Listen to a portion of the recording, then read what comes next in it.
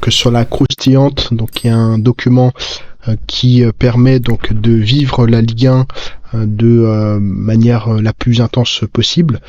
Ça permet de sélectionner donc les meilleurs matchs à regarder, donc ils sont souvent, très souvent, voire même tout le temps, une intensité on va dire particulière. Et puis ensuite il y a quelques statistiques qui sont proposées dans ce document. Donc n'hésitez pas si vous souhaitez donc en savoir plus. Ensuite, donc il y a d'autres documents qui sont générés, à la fois un focus global sur la Ligue 1, ensuite un focus club, des pronostics aussi. Et là, ce que je vais proposer donc sur cette vidéo, c'est à la fois la sélection des matchs. On va regarder en particulier quels sont les éléments plus précis donc sur le premier match sélectionné et puis ensuite on passera directement à la présentation d'une partie du document du focus Ligue 1 pour que vous puissiez donc en savoir plus. Tout d'abord donc sur le retour de la croustillante, donc on a la sélection de la journée -1. Donc il y a eu donc tout d'abord en sélection technique OM OGC Nice et ensuite on a eu le PSG et Brest. Donc ce qui est intéressant alors dans l'intérêt de la croustillante, c'est qu'il y a eu un match qui a confirmé donc son intérêt, donc il a été noté comme match on va dire spectaculaire avec un 3-1. Il y a eu quand même des moments intenses sur l'ensemble des deux matchs sélectionnés, notamment Brest qui avait une vraie capacité de pouvoir peut-être réussir sur ce match-là. Et puis sur le match donc de l'OM et de l'OGC Nice, il y a eu quand même beaucoup de poteaux, des situations donc presque une situation donc litigieuse au niveau d'un penalty, mais très globalement on avait tous les ingrédients pour avoir un match extrêmement donc intéressant donc entre l'OM et l'OGC Nice, mais le favori a gagné de manière assez logique, l'OM, sur un score plutôt intéressant, ou en tout cas vraiment très clair, de 2-0. Donc on considère évidemment qu'il ne s'agit pas d'un match intéressant du point de vue de la croustillante. Après, il y avait d'autres matchs qui étaient non pas sélectionnés dans la croustillante, mais placés vraiment très haut au niveau donc de la croustillante, qui sont les matchs du LOSC et puis Saint-Étienne. Et du RC Lens OL. Donc il y a eu LOSC Saint-Étienne avec Saint-Étienne qui a gagné donc 1-0, et sur le RC Lens OL donc on a eu un 0-0. Donc là c'était des matchs intéressants. Donc toute la difficulté c'est évidemment de choisir des matchs de qualité, mais aussi peut-être d'ouvrir le champ. Et donc c'est pour ça que cette semaine donc on va notamment avoir 3 matchs qui vont être sélectionnés. Quand on voit ici donc sur l'intérêt donc de la croustillante, on a donc 2 matchs qui ont été sélectionnés. On est sur un 50% sur l'intérêt et l'écart de la croustillante. L'écart en fait c'est en fonction du nombre de matchs, les matchs qui ont été intéressants, et normalement il doit être à 0 tout simplement comme à la journée 2. Ce qui a été fait sur la prochaine journée, c'est que on sélectionnera donc 3 matchs donc pour avoir évidemment plus d'intérêt, en tout cas potentiellement plus d'intérêt sur la croustillante. Donc voilà, donc sur le classement, donc on voit le PSG donc qui commence à s'installer avec 4 victoires. À noter quand même que ces victoires se sont fait pas je dirais dans la douleur, mais en tout cas il y a beaucoup d'énergie qui est déployée par le PSG donc pour réussir au niveau des victoires, et c'est vrai que ça fait partie d'une vidéo, d'un rapport que je vais proposer, mais ça va être peut-être difficile en tout cas de tenir ce rythme-là jusqu'à la fin de l'année. Ensuite, on a l'OM évidemment qui est bien positionné avec un seul nul, 3 victoires qui se positionnent juste après, uniquement avec la Ligue 1 à jouer donc cette année. Ça va être évidemment intéressant quand il va y avoir des gros chocs, que ce soit l'OM OL, OM PSG. Ça va être évidemment intéressant de voir si l'OM arrive à proposer et réussir évidemment. Ensuite on a donc l'AS Monaco qui a aussi un nul, donc le même résultat que l'OM. qui a pas encore, qui va commencer donc la Ligue des Champions. RC Lens donc se positionne bien, donc on a deux victoires, deux nuls. Donc le RC Lens aussi est bien positionné en tout cas en début d'année avec les échéances qu'ils vont avoir, on va voir s'ils arrivent à tenir par rapport aux choix qu'ils ont fait au niveau du mercato. Le FC Nantes donc a eu sa première défaite de la saison, est bien positionné, il va peut-être décrocher pour descendre progressivement, mais en tout cas on a un FC Nantes bien en place, comme Reims d'ailleurs, qui est une équipe qui est évidemment très intéressante, et on va regarder par la suite ce qui nous a été donc proposé au niveau donc de la croustillante. Rennes donc a vraiment des difficultés, ils ont retrouvé donc une victoire, mais ils sont à 2 défaites, 2 victoires, donc ça va être évidemment tout l'enjeu de faire revenir cette mayonnaise avec tout l'ensemble des départs et des arrivées qui sont arrivés tout simplement sur le club. Le LOSC est plutôt, on va pas dire en difficulté, mais en tout cas décroche pour le moment avec 2 victoires, 2 défaites. Ensuite, on a Le Havre qui est quand même assez bien positionné, comme Strasbourg. Le Havre bien en place, Strasbourg qui va peut-être faire des surprises sur cette année avec une équipe très jeune. On a Toulouse qui est bien positionné, mais qui est un petit peu fonctionne un petit peu au ralenti comme l'OGC Nice. L'OL, il semble en tout cas que le Pierre Sage va être vraiment mis à rude épreuve là sur cette année. Moi, ça a été des éléments que j'ai déjà évoqués, mais s'ils veulent faire donc une saison importante et probablement aller atteindre les 5 premières places, il va falloir évidemment que du point de vue du coaching, du point de vue du mercato, ils puissent réussir à délivrer et ne pas, comme beaucoup d'années, travailler uniquement sur une moitié de saison. Brest, ils ont obtenu une seule victoire. C'est pareil cette année, ça reste assez compliqué. Ils sont en train un petit peu de se mettre en place, mais voilà. Pour l'instant, on est sur la 5e journée, donc c'est pas forcément extrêmement, donc on va dire significatif, mais c'est sûr que ça peut poser question, en tout cas sur la position qui est à côté donc de la JOCR, de la SSE, de l'Angesco, et puis surtout c'est Montpellier qui cette année est très très grosse difficulté, 3 défaites et un nul, avec aussi des difficultés un petit peu extra donc footballistiques. Donc ce sera évidemment à surveiller. Donc ensuite on a un calendrier avec l'OGC Nice qui ouvre. Ensuite, donc ce sera OGC Nice contre Saint-Étienne, donc peut-être retrouver les chemins de la victoire avec ce qu'ils ont proposé à Marseille, qui était évidemment très intéressant. Là, on va aller à l'Alliance Riviera, notamment avec un changement de pelouse, donc ça va être intéressant de pouvoir voir ce que va proposer évidemment Francaise. Ensuite, là, ça va être le samedi, des grosses journées, une grosse journée, LOSC Strasbourg, qui est très bien positionné. On a donc Rennes, RC Lens, Reims, PSG, trois très gros matchs. Et puis après des matchs un peu plus entre guillemets tranquilles, avec notamment AS Monaco, Havre, Angers, SCO, FC Nantes, Brest, Toulouse, Montpellier, AJ Auxerre, et puis on finit évidemment en apothéose entre guillemets avec OL, OM. Donc sur quasiment ce qu'on pourrait appeler un classique. Ensuite, donc on a un tableau croustillant. Donc le tableau croustillant, c'est quoi? On a 5 dimensions: équipe, coach, classement, dynamique et émotion. On fait une moyenne entre les 2 clubs par rapport à un certain nombre de calculs qui sont parfois un petit peu revisités pour des soucis de performance, en tout cas par rapport au club. Et ça donne donc une sélection. Une sélection de matchs. Là, on est sur 3 matchs. Le premier match est Reims-PSG. Donc, on va regarder plus en détail sur cette partie-là, mais on est sur un niveau d'intensité de 2. Donc, c'est évidemment un match extrêmement intéressant. On a toutes les dimensions qui sont positionnées ici, avec une moyenne qui est à 13,18, donc bien au-dessus de la moyenne globale des 9 matchs. Donc là, c'est vraiment ce qui est intéressant.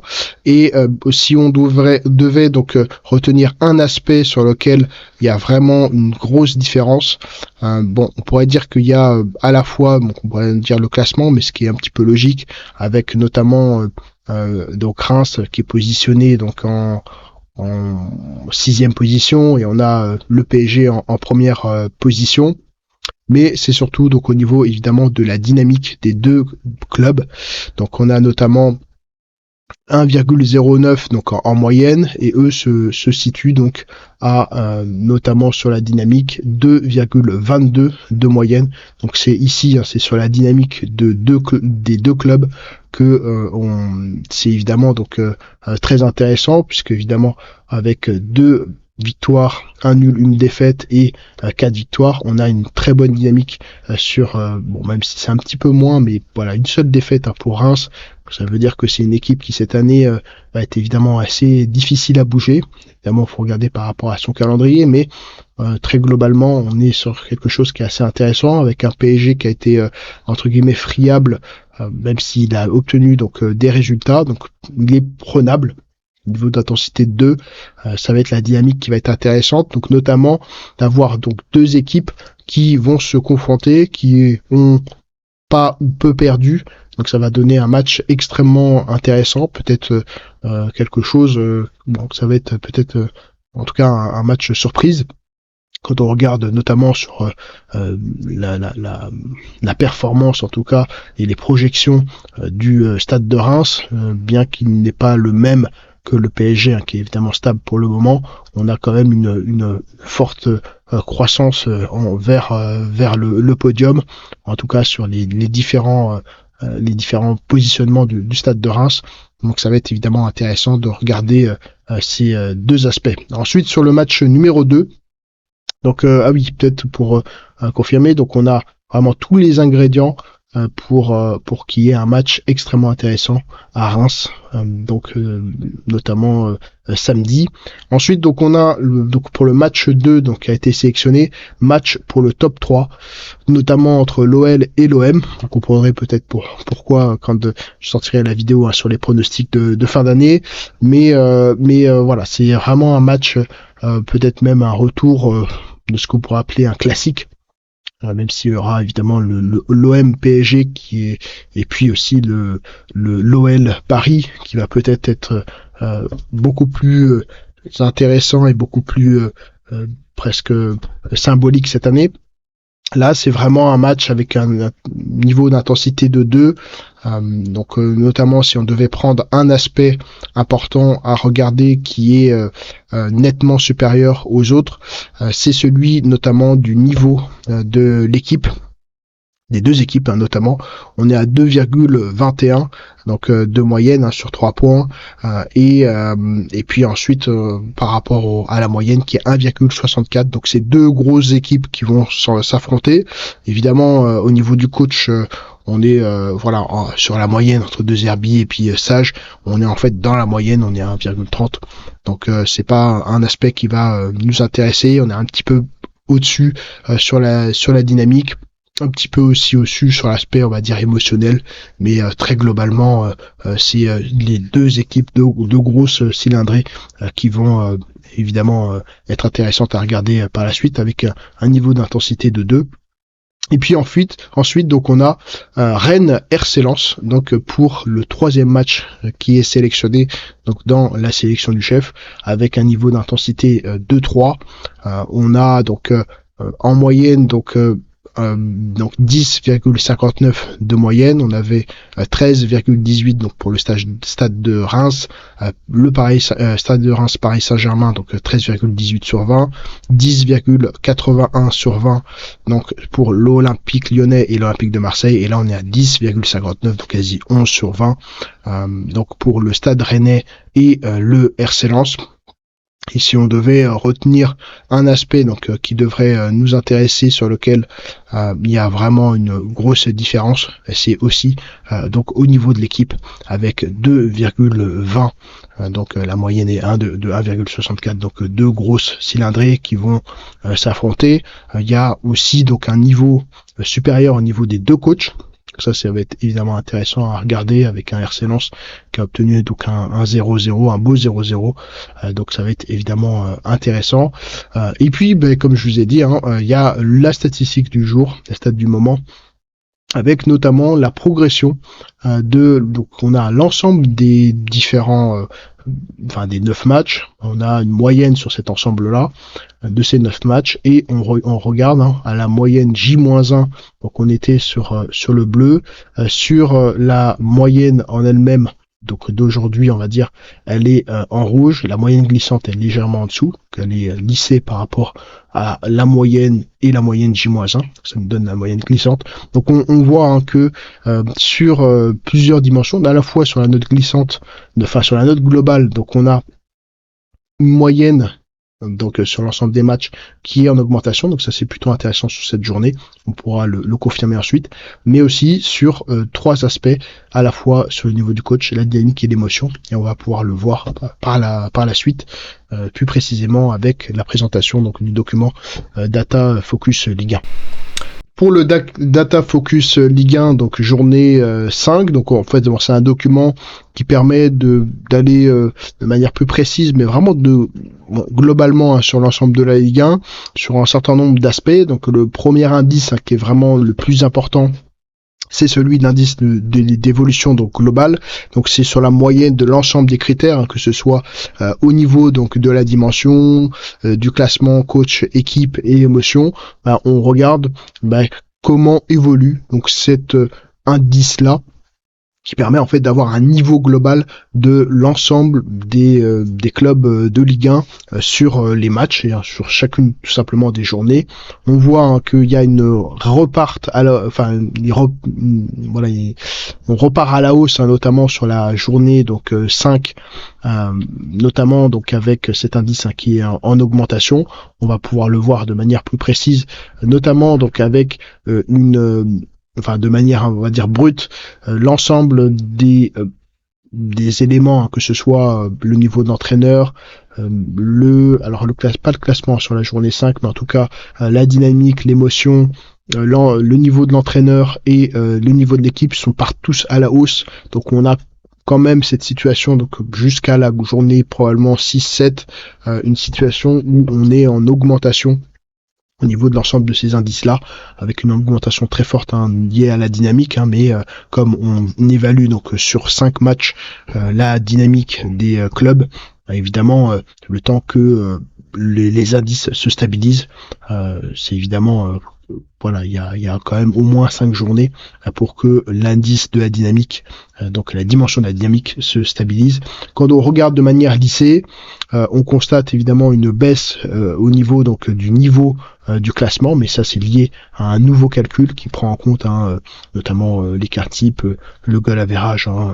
Il y a un document plus précis sur le détail des calculs, mais on a eu donc une chute au niveau notamment donc du classement, mais qui va permettre d'intégrer une notion un peu plus variable, notamment de performance et plus particulièrement de performance globale de la Ligue 1, avec comment on peut évaluer la compétitivité de la Ligue 1 avec le rapprochement d'un ensemble de clubs qui vont évidemment performer de manière assez globale sur la Ligue 1, et plus évidemment il y a un rapprochement entre l'ensemble des clubs, plus le niveau du classement global, on va dire, augmente. Donc ça c'est un des aspects donc qui est intéressant.